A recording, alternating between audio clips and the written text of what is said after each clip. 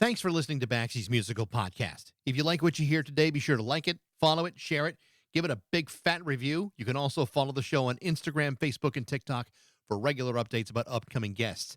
Today, we're brought to you by Metro Chrysler, Dodge, Jeep, and Ram at Chicopee. Stop by their state-of-the-art dealership next to BJ's in Big Y on Memorial Drive, or stop by MetroJeep.com and make it Metro. And then drive home in your new Metro Chrysler, Dodge, Jeep, Ram today. It's Baxie's Musical Podcast.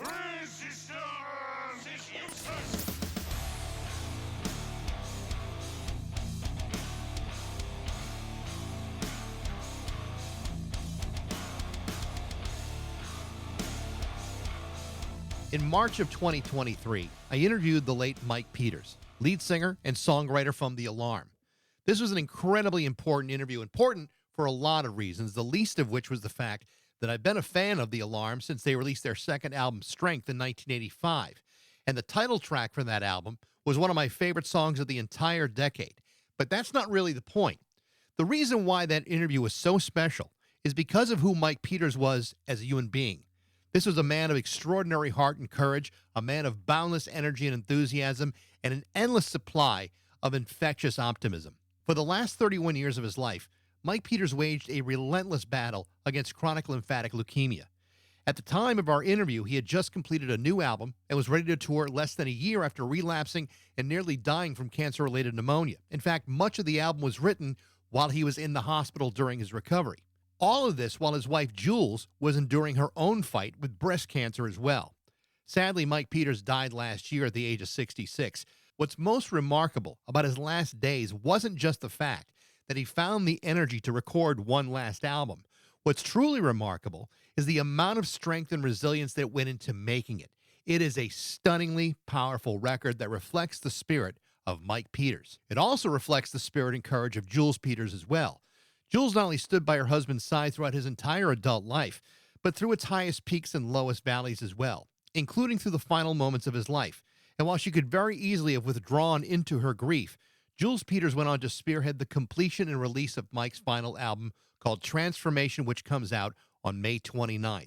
On top of that, she also continues to run the Love, Hope, Strength Foundation, which she and Mike founded over 30 years ago to advocate for cancer research and donor registries, all while trying to remain healthy in her own right, both physically and otherwise, while keeping the legacy of Mike Peters very much alive. And you'll hear more about how she's doing that. And so it has been an absolute honor and a pleasure to speak with Jules Peters, the wife of the late Mike Peters from The Alarm, on Baxie's Musical Podcast.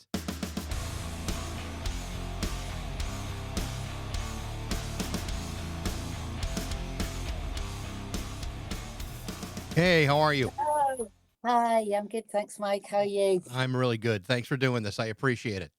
Oh, no, it's nice. I know you had good chats with Mike, didn't you? I did, and Yeah. and I have to say I'm so glad to be talking to you this time. Oh, that's nice of you. Thanks. Well, the last time I talked to Mike was 2 years ago, and Well, was it? yeah, and Was it just before or after his diagnosis? it was, I believe it was like just after he had come out of the hospital, right before he released Forward, and Oh, this is like when he was when he had like pneumonia and was coming out of that and recovering from that. right. That was longer than 2 years. Did you say 2 years? It could Yeah, have it could have yeah. been it No, could have been not 3. to Mike, make you feel old, but yeah. yeah, because pneumonia was like the first time. Mike obviously lived with blood cancer for 31 years, but thankfully for us, it wasn't often that he was on the floor. It was more a psychological mind Yeah. battle, waiting for the next drug to hopefully keep him on the straight and narrow. But he got diagnosed with pneumonia, funny enough, after we came to America straight after COVID. Mike was like, I want to get all the shows fulfilled that I promised. And we came on a crazy week's tour with the kids in tow in very Mike Peters style, and did DC. We came up to New Hampshire, we did New York, Los Angeles, but he started with a cough. And then I feel like, even though that wasn't the start of Richter's syndrome, because Richter's, when you get diagnosed with it, got about 8 weeks unless you can get the treatment going. But yeah, I think for him dealing with pneumonia, that was the start of him dealing with being unwell. Mike, he was such a optimistic, positive man. Well, So that's the thing that sticks out to me in talking to him. I mean, it's so hard not to enjoy the hell out of talking to the guy. I mean, he had this this amazing spirit about him, and it wasn't one of these phony rock star things. I mean, this is really who he was. yeah, it and really was. and I think what's really amazing to me, and I'm so happy that this worked out the way it did. I Yeah. think the new album really honors that spirit in a real profound way. And as a fan of The Alarm and a fan of Mike, I want to thank you for seeing it through and releasing it, Oh, because I think it's such a special record. Oh, that's lovely for you to say that. That means the world because, I mean, there's a lot for me to talk about over time because right up to the very end, Mike was convinced that he was going to make it through, which I'm really glad about that's how he felt. So he didn't really live his life in fear. That last year was a beautiful year in many ways for him. He toured 50 shows after his diagnosis. So he got diagnosed in the April 2 years ago. And then he did his chemo, he got into remission. He didn't manage to have a stem cell transplant because the Richter's syndrome, in case anyone doesn't know, is a transformation. Hence, I think the name of the album, even though transformation can mean many things. But for Mike, it was a transformation from leukemia into my son. This is rock and roll, has just come to the door. When I said, I'm doing an interview now, this is Dylan up, Michael. You look lovely. I'll be fine for the rest. Yeah, fine. Yeah. Wearing his father's clothes. I haven't had to clear out Mike's wardrobe because the boys both wear his clothes, which is a really Perfect. lovely thing. Anyway, yeah. So Mike got to he got to live the best life. He decided to write a new album in the October before he died. He brought our youngest son Evan into the studio to start playing drums and just bang out a few ideas. And then that was Mike, focused, positive, optimistic. I'm going to get through this. So everything you hear in this album is written by a very optimistic man, believing that he was going to have CAR-T, that his cancer was going to be obliterated, and that he was going to go on into the next life. So, I have encouraged people, because I couldn't have got through this without the Alarm family, but I'm encouraging everyone who does come across transformation to not feel sad. I know it's hard not to feel sad because we all miss him so much, and he's definitely gone too soon. But I encourage people to play the music loud and feel positive and conjure up all their happy memories and moments of Mike. Well, I mean, the record is full of very powerful messages, and it really comes through. I mean, it's life affirming. There's a sense of urgency about it. I mean, did he? I gotta believe he was at least aware that this may have been his last record, or did he? Or was his No, positivity he so didn't. great that he was willing to say, "No, there's going to be a lot more where this came from"? Yeah, it's really hard for me to explain how positive he was because alongside it, I was feeling very much like the whole journey was going in a very different way. That's what was kind of heartbreaking for me because Mike and I have been together for 39 years. I was his childhood sweetheart in a way, age 19. And I could see without wanting to upset people that he was dying in front of me. But Mike saw it completely differently. So for the first time in our married life, I had to fake it in a way. I had to match his enthusiasm, his positivity. No, he'd designed a brand new pedal board. He was coming to America. He had it all planned. He wanted to come out as a solo artist. He didn't really want to have a band around him. He was so enthusiastic. 2 weeks before he died, I drove him. We have, you know how in love with America we are. So we own a convertible Mustang that Mike bought me when I got through breast cancer 10 years ago. We were driving along what's like our little Pacific Coast Highway in North Wales. And I was driving him to the beach house and he was blasting out transformation. And I've never seen him more happy. He was air drumming, playing guitar and telling me his whole plan about he was going to come to America, he was going to do a 50-date tour. And so it brings me comfort, as heartbreaking it was for me to see him at the very end, how fragile he was. But he just saw his condition, his state, as being side effects to the CAR-T. The CAR-T was something that he had in the hospital a month or so before he died. So no, it was complete positivity. This was just the beginning of many more albums.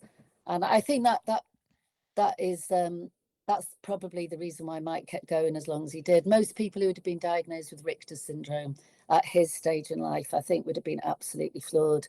But, you know, on the day he went, he was receiving his CAR T. So for you to understand, his cells were removed and transported to the United States. They were re-engineered, and then over a 28-day period, they were returned to the Christie Hospital in Manchester, and then they were re-emerged back into Mike's blood system. And Mike had every confidence that this was going to completely annihilate the Richters and that he would be finally cancer-free. And that's what Totally Free was all about. You know, you can interpret it in two ways now, the song Totally Free. Totally free of cancer, and now obviously completely totally free. You can also reinterpret or maybe not reinterpret, maybe is the actual interpretation of the song Chimera, which in very much what you're talking about with that particular therapy, the CAR T therapy. I mean, they're basically taking your cells and kind of changing the DNA of it. Absolutely. And Chimera is kind of like a blended DNA type of creature. And he kind of saw himself in that way. Tell me a little bit about that. Yeah, very much so, Mike. Good observations by you. Mike, I feel in his last few months became a bit like an actor in a play. And the doctors and nurses around him said they'd never seen a patient so focused on the end site, which was going to be moving on to the next life being a brilliant life alive. And so he took on this notion that he was the chimera. And I felt, even in the hospital, it was almost like it wasn't Mike when I was going to visit him every single day. He had a little mohawk. He was unrecognizable to me. Yeah. You know, it wasn't the Mike that I'd married. And his whole focus, he almost didn't have any energy for anything else other than lie in his hospital bed and focus on getting through it. You know what's remarkable though? Like, so when you hear it, when I heard the record the first time, knowing what he was going through and knowing the stage that he was at, it's remarkable how strong he sounded. Like, you would never know this is a guy who's at the end of his life. This sounded like a guy who was just putting everything into each one of these songs, in spite of the message. And we'll get into that in just a little bit. But just like the performance of these songs, this sounded like he was when he was 26 years old. Yeah, I'm laughing because it makes me feel upset thinking about those moments watching him. I've just had to watch a video yesterday, which I find really difficult to do. But yes, the energy of him just knocked us all sideways in the studio, right up to the day where we took him into the hospital. And you're right, it was like he was this youthful. I don't know if the process of CAR T endowed him with some superpowers of the voice, but he just got stronger. He was on a lot of steroids as well. So his whole personality seemed to change somewhat. But we filmed him in the studio and we haven't really released any of that footage. And over the next few weeks, we're going to start drip feeding as much as I can. I'll be like this, Mike, because I do find it very, very difficult at the moment. Of course. Yeah, to look at him. But I keep saying to everyone, it just, through all my intense grief over the last 12 months, every time I feel myself going down the rabbit hole of verging towards wallowing, which Mike Peters never liked anybody to wallow. He was always about unsafe building. You know, if you're not happy, smash it all down, build it back up. So I try and pull myself up and have a bit of a resilient spirit, because I know that he died in the happiest he could have been. He had 2 days on planet Earth where the doctor said, Mike, there is nothing more we can do for you. And at that point, he turned to me and his brother and he was like, oh God, I'm so sorry. I feel like I've let you down. I really thought I was going to get through this. He really did. So Wow. his vocals, his energy, he set up his hospital room into a little production suite, and it was very difficult for him to focus with the mind. CAR T plays around with everything up here, and we've found everything on his computer. You know, it's been I want to say thank you to the team around me, because putting this album together has been very stressful at times, upsetting, uplifting. But Mike was a perfectionist. So on his computer, he had everything in folders. He knew exactly how he wanted the artwork to be. I know a few people have said they felt upset to see the front cover is his PET scan. So when you have lymphoma, you have to have a lot of PET scans to see how the disease is spread. it doesn't make pretty viewing, but that we had to honor Mike's wishes. You know, Mike wanted this album to come out. He was very clear about that. He wanted the gathering to continue, which is our weekend celebration every year, and he wanted the alarm to continue with Evan, our youngest son, 19. You can't get more surreal than this, Mike. You know, my 19-year-old able to sing the alarm songs, and I'm like, how do you know all these songs? And he's like, Mum, it's in my DNA. You brought me to all the concerts since I was. Evan's first concert was the Empire State Building, New York, when we did a prelude to our Love, Hope, Strength trek, Everest Rocks. So for Evan, it's just something that he doesn't seem to need to practice. You know, in a really strange way. And like I said, you know, I listened to the record really intently, and it reminded me a little bit of Black Star, which was David Bowie's final album. Yeah. You know, and I think there's a lot of comparisons. Bowie knew this was going to be his final statement, and as a fan, I felt that record was more than just a record. To me, as a fan, that was a gift, and this record does the same thing. It's a good point, Mike, if I can interrupt on that, because, of course, you know, this is why I like doing the interviews. You're helping me get through this, because there is sometimes I wonder, I think maybe Mike approached it in a parallel way of whilst he thought it was his state was the side effects, he also knew he was in a very serious situation. And I believe a lot of men behave like this. They don't like to acknowledge that maybe death is round the corner. And I know Mike certainly didn't want to upset me. And I know in the last few days, our tour manager lived in the house with us and literally tour managed him to his death, bless him, Andy LeBrow. But when I came into the room from his bedside, Mike actually did prepare totally free to be the announcement of his death.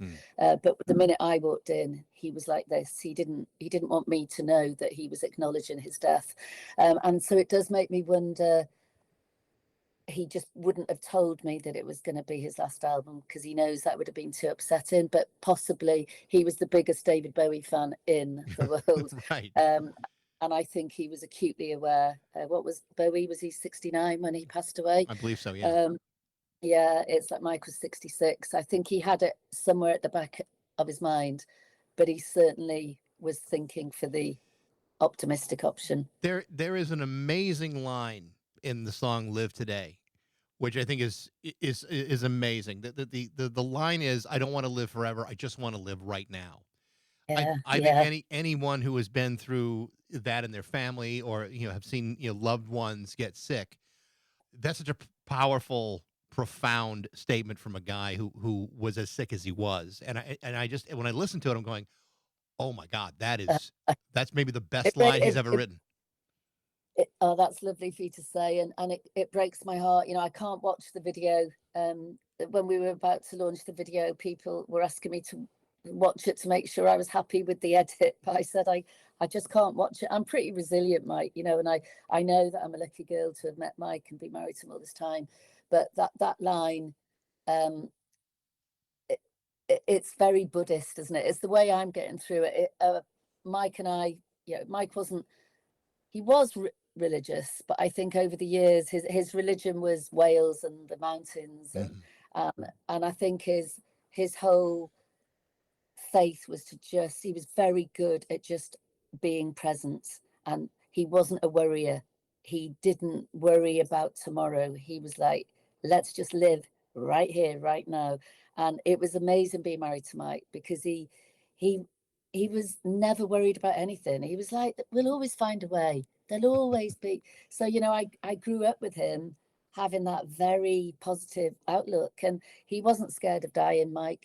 Once he realized he had to go, because he was the kid from Rill who'd fulfilled all his dreams in many ways. He loved coming to America. America made him who he was in many ways. He came as such a young man, and then I was able to follow suit when I met him. And I think the American way generally of being positive and saying, let's try it. It doesn't matter if you fail.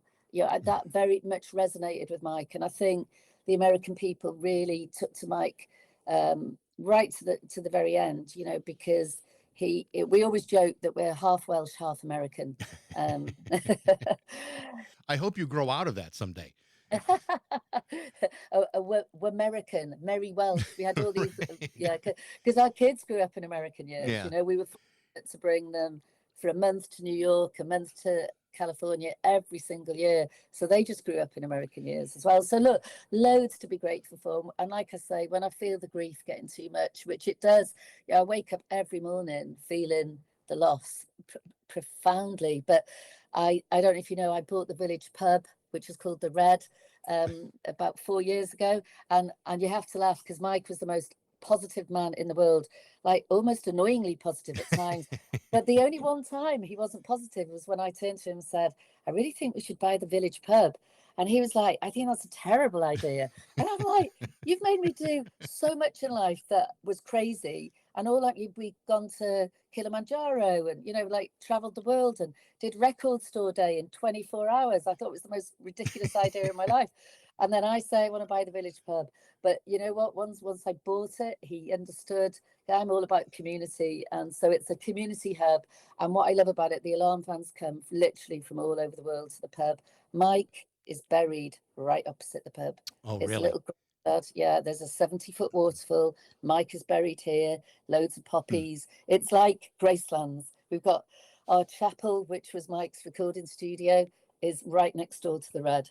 And that is another reason why, you see me smiling one year on, because every day I'm surrounded by a lot of love. Yeah. I wake up in the morning feeling devastated. I haul myself over the threshold, get down to the Red, and then there's someone there to pick me up and keep pushing me forwards. Obviously I'm a fan and have been since 1985. And I was in Wow. college when Strength was released. And I remember that being such a Yeah. huge song for me. And I still love it now, 40 plus years later. Yeah.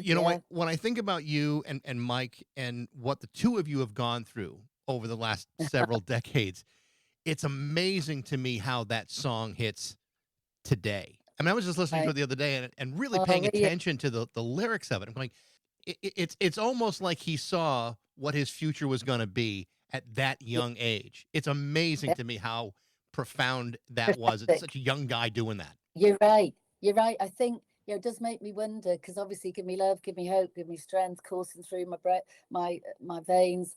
It became love, hope, strength, a charity, didn't it? Yeah. And I think I take a bit of comfort. His doctors have come and visited me at the Red, and everyone loved Mike. His funeral, there were 4,000 people attended his funeral in our little village. It was the most incredible day. We had people from all over the world delivering their eulogies in the church. Evan sang Wonderwall, which was the song that Mike taught Evan how to play, because Mike played Wonderwall every night on his American tour when he was first diagnosed in 95, because it was out in that year. And I feel like I can cope with losing him. Yeah, I would have loved to have had another 20 years with Mike, but like he said, live today. None of us know what's around the corner.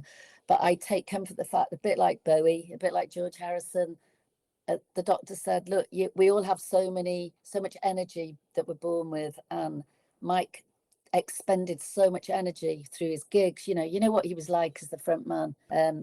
In the last 10 years, he had 3 microphones set across the stage, and he'd run from all 3 so that he could make eye contact with everyone in the audience. He loved his audience. He loved the alarm fans. And I think that's why the loss has been felt so profoundly. I've never seen anything like it on the socials. So many different people have died, but it wasn't like it was with Mike. He just touched everyone because he was so humble. And that's me saying married to him. He was an amazing dad.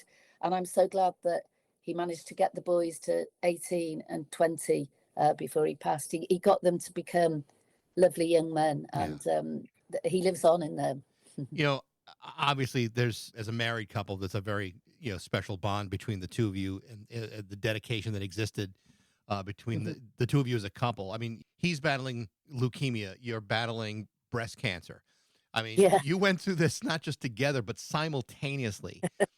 I will say though, Mike, when I got diagnosed and I realized I was going to have to go into chemotherapy and lose my hair, and that, I that really I found all that side, losing my femininity, very difficult. And I was thinking to myself, if Mike doesn't come in and accompany me on the chemotherapy, there could be some problems here. Divorce, you know. And, and, and I could tell Mike was thinking, because he was a workaholic without shadow of a doubt. And he was amazing to be married to. You know, he was so like one woman man and devoted to his music, to his kids. But I have a feeling that given half the chance, he would not have accompanied me to the chemo, because he would rather have been in the studio. And I just gave him that look, you know, that we can all give to our partners when you've been with them that long, which said, if you don't accompany me. Next minute, I arrived for my first chemotherapy. I swear to God, all the nurses knew him because they treated him so many times. When I walked in, they couldn't believe it, that it was happening to me as well. And in he walked with an entire mobile recording studio. So he didn't, I thought maybe he'd sit and massage my feet, or no, he came into my room with me, but he had his headphones on and he was making his new music. And you got to love him for that. Just extremely devoted to his it takes a certain kind of person to be married to the lead singer, I think. Yes. Yeah, you have to kind of, I understood that I was almost like his muse. I mean, I was really lucky to come to America on tour at the age of 19, but I mucked in, worked, took the photographs, did the accounts. But I know I was privileged to be on that tour bus, you know, in those early days. And I always saw my role to be there, never to intrude. When you're the singer's wife, you have to learn to be almost invisible, but to be there to support when needed and to be quite quiet when not. So I'm very good at hanging out by myself. And that is why I know so many Alarm fans, because in those early days, I'd be out in the auditorium or I'd be down the front patting on people's shoulders, big, beefy American guys, and asking if I could be lifted up onto their shoulders. So, you know, it's all those incredible memories, and we're making more. You know, I thought my touring days were over. And if I'm honest, even before Mike got diagnosed, there was a sense of, everybody, we're all a lot older now, you know, going on a tour bus with a load of older guys, there's a lot more snoring, let me tell you. I remember turning to Mike and going, you know what, darling, I think maybe it's time for me to hang up my keyboard. And, you know, and he was like, no, you have to come on the road with me. So he said, I just want to go out on my own and we'll have a big tour bus to ourselves. And Mike never snored, I'd like to say. So, but now Evan, just last weekend, I was back on the road because Evan is now singing all the Alarm songs. So he was on tour with Big Country, playing to all these Alarm fans.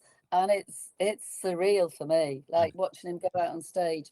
Last week, I said to him, you know, me and his tour manager, who was Mike's tour manager, said, you know, you might want to think about learning the harmonica. And Evan knows the entire Alarm back catalogue from 1983 right the way through to the present day, 40 odd, you know, over 40 years. But he hadn't mastered the harmonica, and he was like, I just don't think I can do it, Mum. So I'm like, well, whatever, you know, you figure it out. Anyway, I came home the other day. There he was, the harp rack. Said, Mum, I've learnt the intro to Spirit 76. That's great. So I'm like, fucking great. So now he can do all of that as well. So we're planning. We've got some more shows coming up in June and October. My dream will be to get the Gathering going back again in New York. Yeah, because just before, in the last few months, we set up the whole New York Gathering. Mike loved the New York Gathering, you know. So I think with the help of all the American fans, the New Yorkers, who we all have grown up with, I think it's something we can make it happen. So that's part. I've got and we've also got, I don't know if you've heard, but in Rhyl, the hometown of where Mike was born, it was incredible. We were approached by the council, and there's a brand new venue on the promenade of Rhyl, and they've named it the Mike Peters Arena. Oh, wonderful! So, yeah, that's great. Really, it's made me so happy. So we're launching the Gathering. You're familiar with the Gathering, Mike? I am. Yeah, Mike and I talked about the Gathering, and we talked about, you know, Love, Hope, Strength Foundation. We'll talk about that in a second. But that's wonderful that that's going to continue, because it's a great tradition that was started many years ago. It's wonderful. Absolutely. Yeah, and it's by the fans for the fans, you know. And Mike died in the April, but in the January, I had a Gathering that had already been launched and sold. And Mike, in his he had 2 days where he was literally dying with us all around him. And he held my hand and he said, "You have to go ahead with the gathering." And I said, "How can I do that without you?" And then Evan is with his feet up on the bed, an acoustic guitar, strumming all the tunes. And Mike said, "Evan can do it." So I wasn't sure about, the responsibility, Mike, of taking this all forward. I'm so part of the alarm community, but nevertheless, stress on top of grief is not a good combo. And I felt like pulling the whole thing. But Evan came to me and he said, I can do it. So I said, "Evan, you're 18. I think you're being overly enthusiastic like your father. What do I do? 1,000 people at the gathering and we were holding it in Cardiff, which is the other side of our country. So Billy Duffy from the Cult offered to come and support. Ian McNabb from Icicle Works and Big Country, nice little uncles coming to help us all. But as it turned out, they did all perform. But you know what, Evan? The Friday night was 40 years of Spirit of 86. So Evan got the set list, and him and the band, including me on keyboard still. I still don't get to retire. We performed the whole Spirit of 86 set list in its chronological order. And then on the Saturday night, Evan wrote a set list, just like Mike used to do, 2 hours of songs. And he led the way, and not a dry eye in the house, apart from amazing. me, because I was just like on my piano thinking, let's just get through this. But alarm fans were coming up to me. We had the after show afterwards, and they were like, all devastated about losing Mike, but all like, "Jules, this just makes perfect sense, father to son." For them, it made some sense of the loss of Mike, that the spirit was going to carry on. So in January, that's what we'll be doing. The gathering will be continuing. It's wonderful to hear this, because I mean, there are a lot of people that go through this, and there are a lot of woe is me moments for a lot of people. But rather than like you said, Mike was not one to wallow in No. that, and instead, what the two of you decided to do was to get busy. Everything from awareness campaigns to bone marrow registries to stem cell research, plus all these performances squeezed in on all of this. Yes, you're right. The idea of doing this while the two of you are both battling cancer. I mean, how did you manage to do all that? I mean, is it just this endless amount of I mean, obviously optimism plays a good deal of it, but it's just the amount of drive that it takes to manage all of these things, plus your health at the same time. I think for many people, they would find that to be completely overwhelming and daunting. Yeah, I think you're right, all of that. You know what? I think because I was only 29 and Mike was only 35 when we first got diagnosed, and I describe it as, the world going from colour, like we're chatting to each other now. I'm going to go out tonight. I'm going to have a beer. Colour. It just went to black and white. Fear. Like, is Mike going to live? I lived probably with decades of fear. Mike didn't. Mike was like, "I'll take today. I'm not going to worry about tomorrow." So he was very naturally optimistic, and I think we're both from working class families, remember? So we're both from that, before Mike, we met and we got engaged after 1 week. Our parents had businesses right opposite each other. Prior to that, Mike didn't go out with loads of people. He'd gone out with someone in Los Angeles. He'd had a girlfriend in London, but music was his focus, not really romance. So I was lucky to bump into him in the high street that in 1986, August. But I think because we came from working class families, we were used to seeing our parents be busy all the time. And it became natural to us. When in 1991, obviously when Mike walked off stage in a very kind of Bowie-esque moment again, and there were many reasons, if you read his book, why he did walk off that stage, but we need a whole other interview to do that one. But it was all about building things up. And sorry, can you just sort? It's our golden retriever, the dog that I never wanted, that Mike got during COVID. Ziggy Stardust is the name of our dog. That's hysterical. That's funny. But yeah, we I think after Mike got diagnosed in 95, which, let me say was an absolute devastating hammer blow. At the time, he was an ill boy. And then, but Mike was just like, "We're going to America. I'm not going to go and take the treatment. I'm going to go and get my head together. America understands me. So we got on that plane, and I was gripped with fear, just packing a case. When you're stressed and you're scared, simple tasks are terrifying. But I think I just kept learning to, I am naturally optimistic. I think I probably thought had this personality because I've been with Mike since I was 19. But what I realize now is I'm naturally positive. My life is full. I am distracted from my grief by being so busy, because I'm telling you, up until just this last few weeks, to get through Sundays and Mondays, not, no coming back. I came back I hosted a hike to El Camino 3 weeks ago. I took over 30 people with me on a 70-mile hike from Portugal to Spain. It's the Pilgrim's Way. Brought many Americans with me. Robin from the Gin Blossoms came, and it was an amazing trip. And my children came with me, which was incredible. And Evan performed in the way that Mike would, leading and motivating people. But when I walked in through the door of my house, it was as if grief a year on was harder than ever, because I'm like, he's never coming back. And, the first year, I'm planning to do a grief podcast, because I'm very open about my grief on the socials. And I think the first year you get through it because you're in shock and you're traumatized, especially when the way we lost Mike, it was quite sudden at the end. Nothing prepares you for it, because we don't talk about death. We don't understand. We try and put it out. We try and pretend it's not going to happen, even though we're all on this one-way ticket.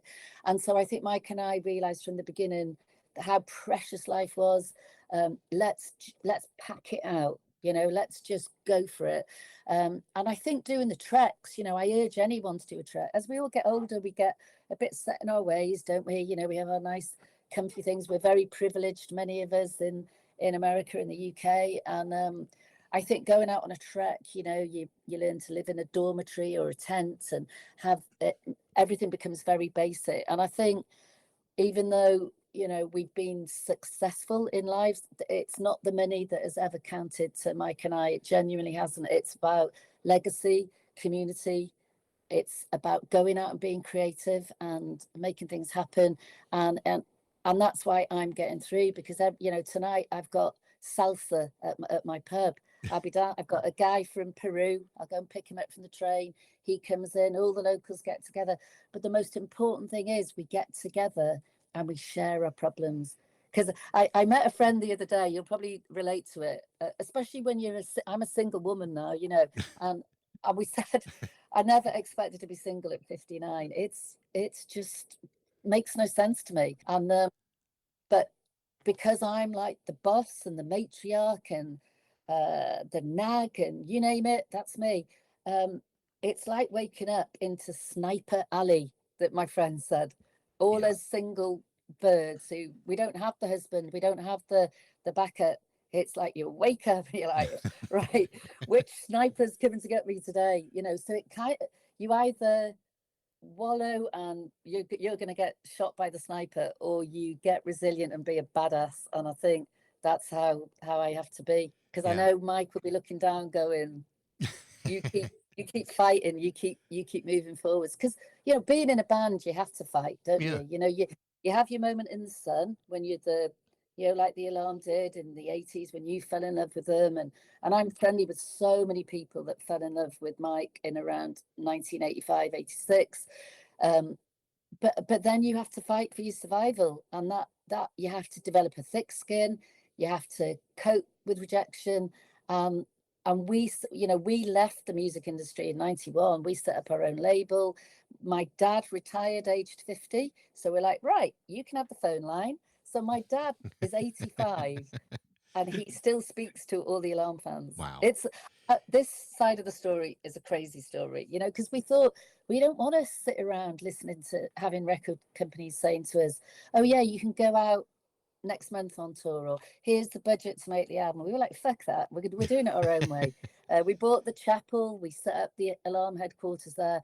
the archive, Alarm Archive, is phenomenal that we're working on in the background, because Mike was the avid collector. He collected everything. His first little list of what to do to make it in a band. It's ace. So we're all of everything that Mike fought for and believed in is going to keep on moving forwards. You know, you said something that was really important, and both I had the maybe the good fortune or the misfortune to be raised by two therapists, and You? Oh, I swear to you. you're perfect for me then. Well, hey, you know, you'll have to fight my wife on that one, but Oh, right, okay, but sure. one of the things that I think is really important is, you know, when people are going through difficult times, you know, grief in particular, especially, Yeah, you know, there are some people that will just withdraw and will face that without talking about it, without confronting it, yeah. because they feel like talking about it is for some reason like an admission of weakness.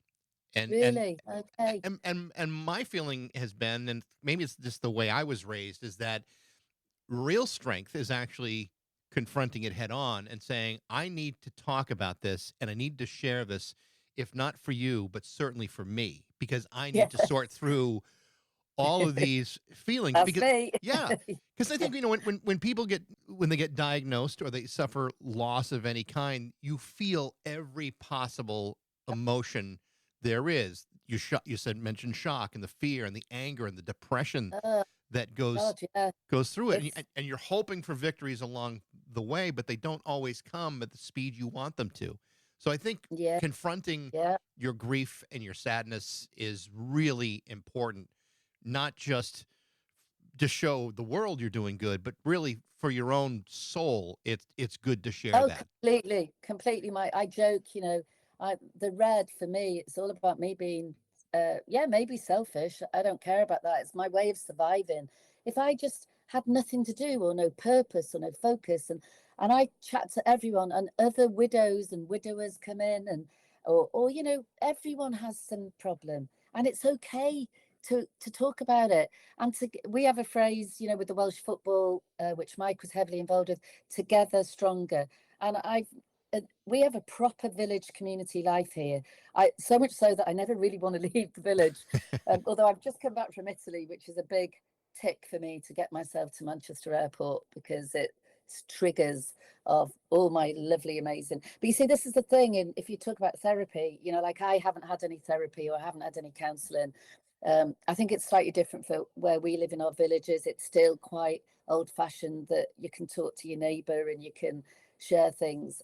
So I personally don't need it, because every day is counselling for me and Yeah. therapy. And Well, I think that's part of it. You know, it may not necessarily be, you know, you go see a professional, but as long as you're having the discussions and yeah, not withdrawing, that's where yeah, people really get caught up in grief and don't and do wallow, and they don't get beyond it. Yeah, the fact that you're talking about it and still continuing, you know, love, hope, strength, and the gathering. I mean, the fact that all these things continue and you're confronting it head on, that's oh, incredibly healthy for you. oh, thanks, Mike. That makes me committed to keep fighting on, because yeah, there's no cure. This is the problem. And when you've loved as hard as I've loved, there is no fucking cure. Sorry to Yeah. swear for this, grief, you know. But it doesn't mean that you lead a bad, sad life. And I urge everyone, you know, it's the way I was with breast cancer. I confronted it head on. I was devastated. You know, I was butchered. I lost part of my breast. I lost my hair. I loved my hair. You know, I loved, not my hair per se. I loved having hair, and all of that. I think I'm a.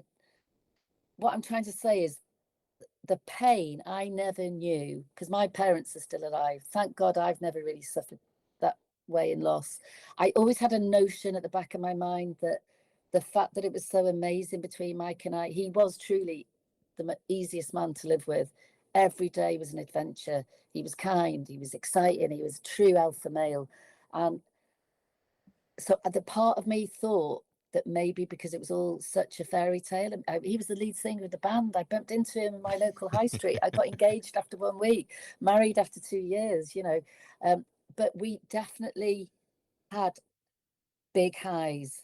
And Mike would always, that was the only time we were very independent of each other because, of course, in the early days when I met him, he was off on tour in America for months. So it taught us a resilience. It was like, you enjoy being in Los Angeles, you don't need to get in touch with me, and I'll enjoy being in Wales. We weren't joined at the hip. Otherwise, we have a joke, the name, otherwise we would be completely fucked. You know, if sorry, too much swearing, but No, I do. it's quite all right. I encourage it.